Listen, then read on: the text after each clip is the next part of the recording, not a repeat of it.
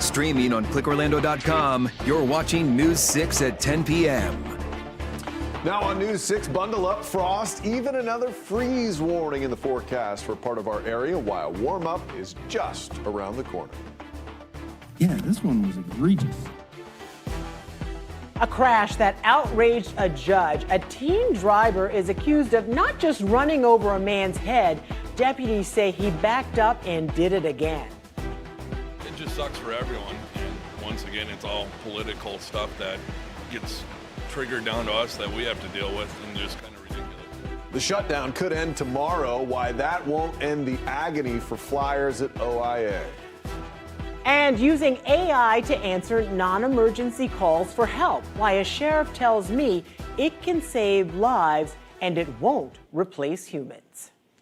But we have to start now at 10 tonight with another evening where you're going to really need to bundle up. You can see it is windy right now on our Launch Credit Union Port Cam, and no one is riding the rides in Daytona Beach. The Vomitron is empty tonight. Good evening to you. I'm Matt Austin. Cold weather shelters are open all over Central Florida. I'm Ginger Gadsden. Many of you could wake up to some patchy frost on the ground, but once again, Marion County is facing a freeze warning. That's right. Let's get you over to meteorologist David Nazario in for Jonathan Kegas tonight.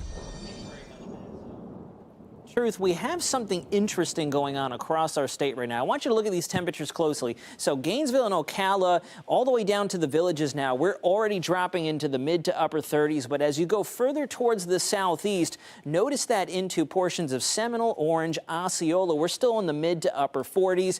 And then Brevard County, Cocoa Beach, still hanging out at 51 degrees. I think if you've been following along with us throughout the day with all of our cold weather coverage, this high pressure that's meandering closer and closer to northern Florida is already starting to undergo that change, that evolution, now that it's out of its source region and down here where it's typically either subtropical or fully bona fide tropical. Forecast lows for tonight, even more interesting. So we're actually trending colder the further northwest you go. Look at Gainesville, actual air temperature forecast to drop into the upper 20s. Same with Ocala at 30 degrees. The Villages, Wildwood, Leesburg in the mid 30s. And the rest of us, especially down towards Brevard, actually staying into the mid to upper 40s, getting very close to starting to see that splitting of the difference in that warm-up trying to bounce back against the cold. We've got the frost advisories in effect with the freeze warning. I'll have the breakdown on this coming up next, as well as how fast we're going to bounce back here momentarily. But for now, Matt, Ginger, back to you. All right, David, thank you. For a second night, many shelters have opened their doors all over Central Florida to give people a warm place to stay.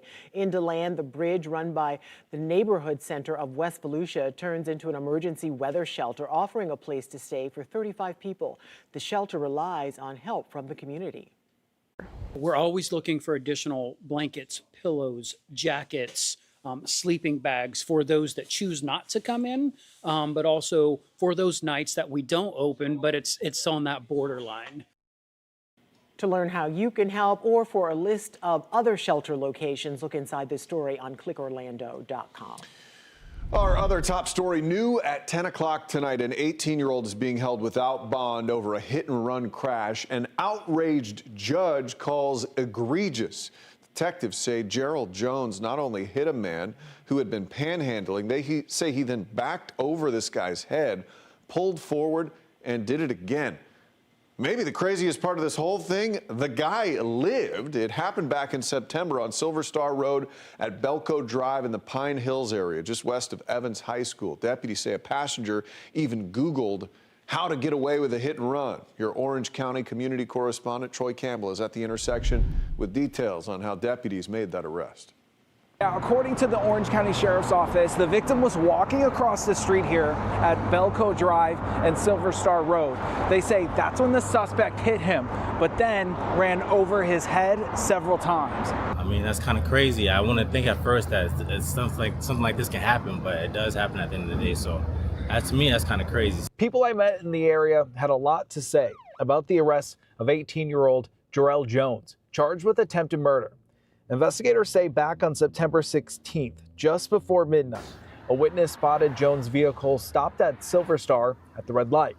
Then it suddenly struck a man walking in the middle of the roadway who was possibly asking for money. He may have startled the individual, and that's why I say about people that's panhandling out here in the streets. Investigators, however, say after running down the man, Jones threw it in reverse, running over the man's head, drove over him again, reversed a second time, then sped off. To go forward, back up, and go forward again, that's a little bit absurd. Detectives say they used surveillance video from traffic cameras in the area to identify Jones' vehicle. He went before a judge on Tuesday, and the judge was outraged. Yeah, this one was egregious. Investigators say a day after the crash, a passenger who was in the car Googled the phrase, "ways to get away with a hit and run." Detectives say that passenger also deleted messages on his phone around the time of the crash.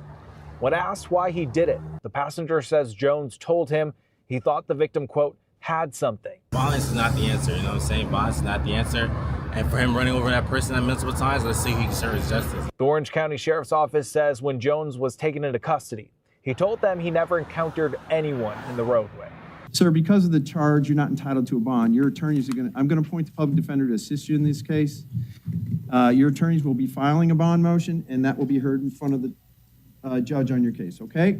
And according to the investigative warrant, the victim did survive the incident. And jail records show Jones is being held without bond. I'm your Orange County community correspondent, Troy Campbell, News 6.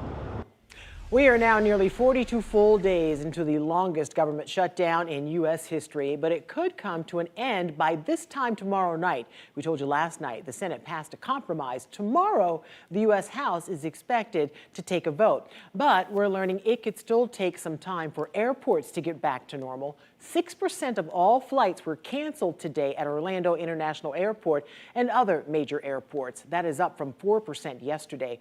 Frustrated flyers told News 6's Tylisa Hampton they are feeling stranded. It's a situation no passenger wants to be in. Irritating and stressful. Very chaotic. Tuesday, the FAA's flight reductions ramped up to 6% from 4%. Orlando International Airport impacted by the mandate due to the government shutdown and shortage of air traffic controllers. For the Coolidges from Minnesota, the airport has become an unwelcome home. We were supposed to leave Sunday at 6:30, and then on the way here, everything got canceled. So then we had to find a hotel and food for the last 2 days. Their family's Disney vacation bags turning into a weight even Mickey does not want to carry. Kind of ruins your vacation at the end because now you really just want to get home. We caught Pennsylvania's Thomas Naylor finding out his flight canceled in real time. Okay, so you just found out that your flight got canceled. Yeah, not too surprised. What are you thinking about? Are you thinking driving? Or are you thinking just rebooking? I think we'll probably give our last hotel a call.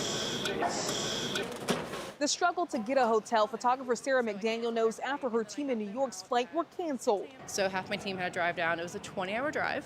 I am very thankful for them. But driving is not an option for some. All the rental cars are booked up too. The Coolidge's last magical wish to finally fly home. It just sucks for everyone. And once again, it's all political stuff that gets triggered down to us that we have to deal with, and just kind of ridiculous.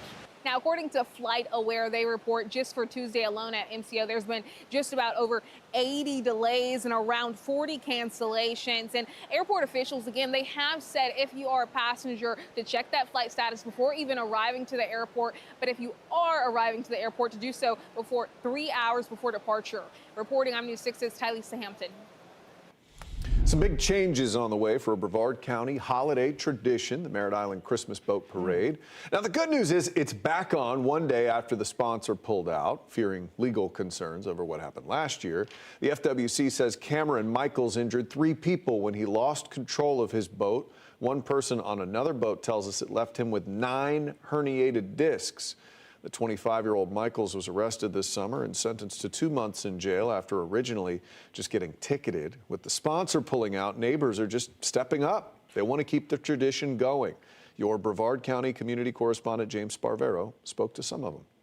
Sponsors have been going on, for about 8 or 9 years. It's not that big a deal. And the local community will pull together and get together and have the boat parade. The parade will be Saturday, December 13th, the same night of the boat parade in Cocoa Beach. When should school days start? That's the question before Orange County parents. They are weighing in on a later start time for high schools and middle schools. Your Orlando community correspondent Mike Valenti polled parents and students near Princeton Elementary about big schedule changes coming as soon as next school year. If the schedule does change next year, middle schools and high schools would start later in the morning, and elementary schools, like the one behind me, Princeton Elementary, would start an hour earlier. Which one did you choose? Keep the current start times? Keep. It's okay for me. It's not problem. Yeah, if I were to take the survey now, I would probably opt just to keep it the same. I like it how it is, yeah. Change can be hard, but in many cases, we know it's inevitable. That is, unless, in this case, enough members of the OCPS community can make a compelling case as to why the school schedule in this district should stay exactly the same. So what is it about that schedule that you prefer? Just having like the rest of the day off to do any homework I need, extracurricular activities, stuff like that. Liam Warwick is a 9th grader at Edgewater. He likes starting at 7:20 in the morning.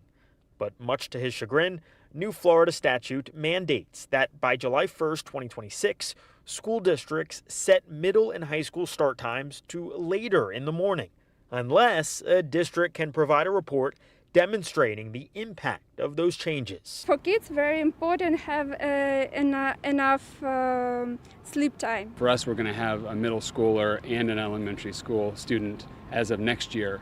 So if they shift those times that we've been planning for, it may end up being kind of tough on us. For Ben Graves' middle schooler, the altered start time would only be 5 minutes later, 9:35 as opposed to 9:30. But his kid in elementary school would have to get to school an hour earlier than she does now. Those staggered times regarding bus schedule, transportation, parents planning on their own, around their own work day, I think that it has already taken that into account, and so we're just used to that. In accordance with the statute, OCPS would push high school start times to 8:40 a.m., a full hour and 20 minutes later than they start now. A note that precedes the OCPS survey cites research stressing the importance of adequate sleep for middle and high school students, pointing to studies that show later start times can help improve adolescents' mood, attendance, and academic outcomes. So clearly a lot to consider in that survey that's out right now for families and staff. It'll remain open until Friday, November 21st. And this is not the first time such a survey has been sent out to the OCPS community. You might remember in 2019, 52% of OCPS respondents strongly supported keeping the same start time, and 58% opposed switching elementary and high school start times. Reporting outside Princeton Elementary School, I'm your Orlando community correspondent, Mike Valenti, News 6. Well, it's a drug millions take each day for ADHD, adults and teens alike. Trouble is, it may not work the way it's supposed to. New in minutes, a recall alert. Also, a sinking situation that's blocking a local road. It isn't huge, but hear why that's not your average pothole. Isn't here to take your job. It's here to improve your quality of life is what it's here for.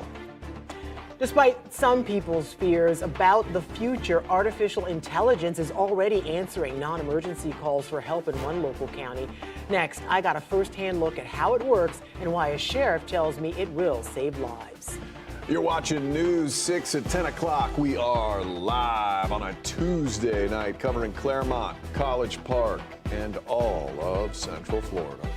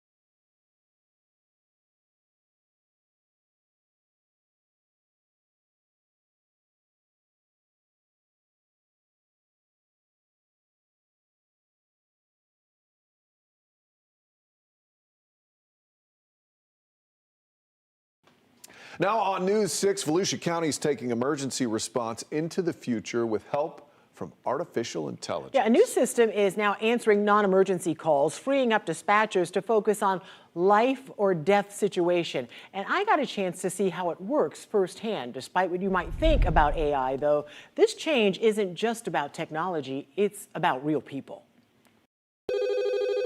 Inside Volusia County's 911 center, there's a new voice. How can I help you today? One that's not human, but very helpful. You can't fill all the spots in here. I can't hire people, and there's very little retention. There's an AI company out there. The young man is from Tampa. It's not going to displace anybody's job. I think we should give it a try. My name is Ava. Ava, Automated Virtual Agent, is an AI system that answers non-emergency calls, freeing up 911 operators to take true emergencies. Every day, these dispatchers handle about 1,000 non-emergency calls and another 800 to 1,000 emergency calls. Can you describe the noise and where it's coming from? Ava is able to route barking dogs to animal control and water main break calls to public works. Calls that could otherwise clog the line for real emergencies. But Ava has a keen ear and can detect medical emergencies all on her own. The person on the phone is saying it's been a minor car accident, there's no injuries. The person in the passenger seat says, I think I'm having chest pains. Ava was able to pick that up and say, stand by, I'm transferring you to 911. And that was done by AI. There was no human intervention in that. Since Ava went live in August, the sheriff says response times have improved and morale is up too. This isn't here to take your job. It's here to improve your quality of life is what it's here for. For longtime dispatcher Ron Huth, what's the name of the business? That quality of life boost is personal. You're welcome. Have a good day. He's been answering calls for 32 years and says Ava has already changed the rhythm of his day. Ava has really cut down on our background noise because we don't get as many what they call blast outs, so the phone's not ringing as much. And with Ava, we can actually go in and look at the call. I go through it, and I want to make sure it makes sense when I send it to my police dispatchers. Do you want an officer to contact you about this? With Ava handling routine reports, Ron can focus on what matters most, saving lives. Yes, we had a child up in Pearson that choked on a piece of bread, and I was teaching the father how to do the Heimlich maneuver. She got transported to the hospital, and she went back home 3 hours later. Wow. Yeah, that's what we do. That's why we do our job. As for Ava, have a good day. Dispatchers know she's not replacing them. She's helping them get results faster. There's nothing like saving somebody's life over the phone.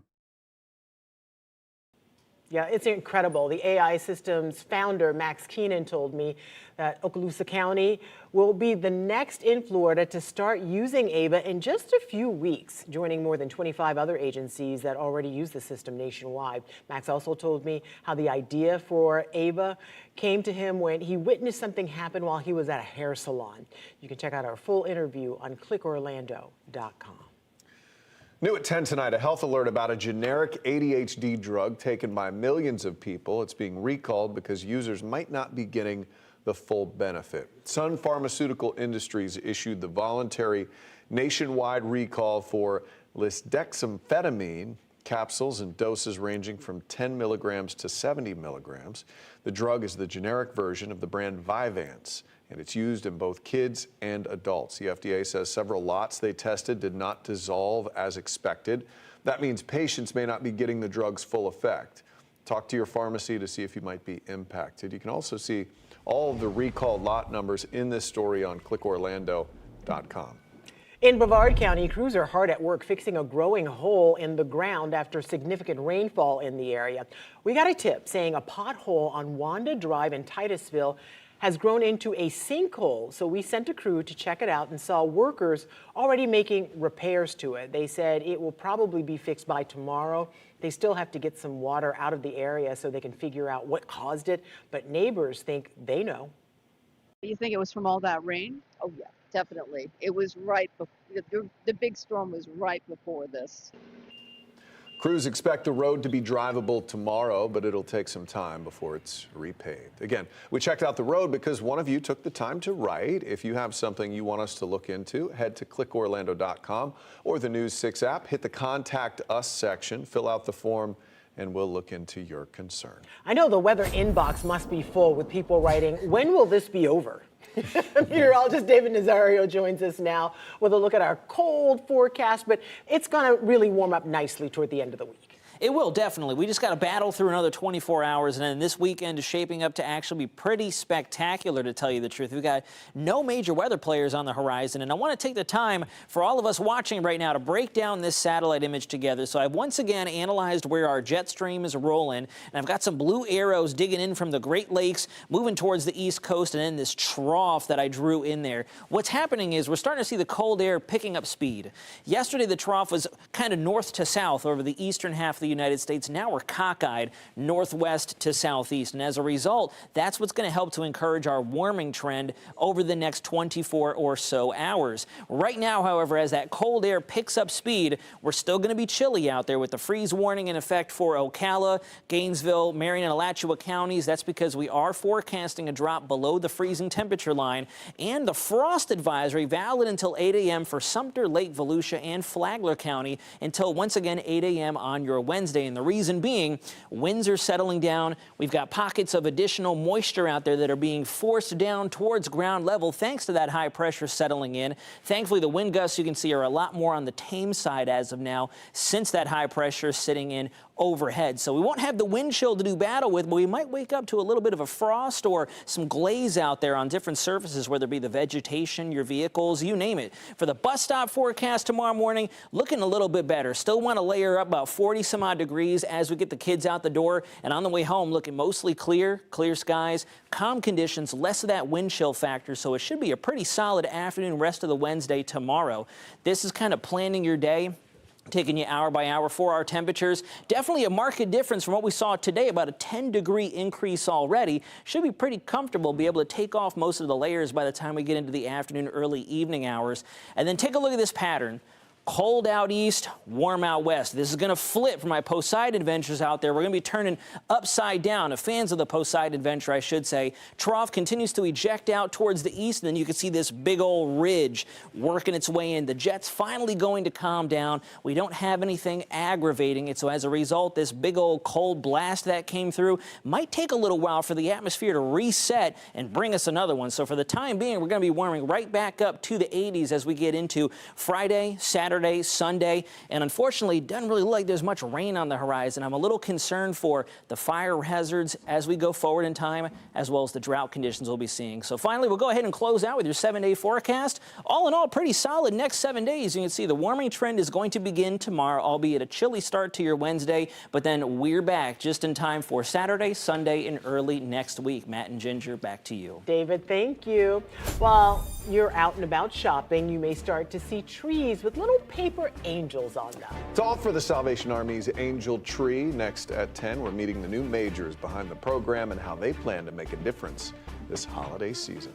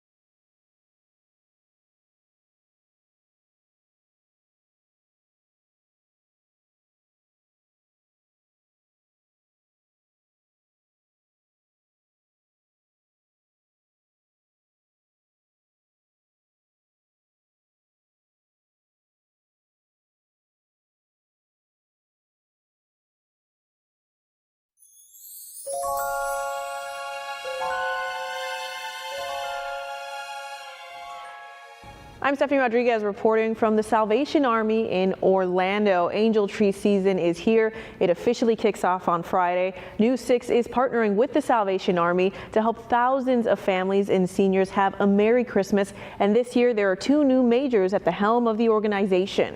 It's not too dramatic to say, but it really changed the landscape of my life, which has had generational impact on our children. Major Roger and Deanne Glick have dedicated their lives to the Salvation Army. I was born and raised in the Salvation Army. My parents are Salvation Army officers, or were Salvation Army officers. I'm a first generation Salvationist, so I came to the Salvation Army simply because I had need. I was living with my sister and her family, and they needed food.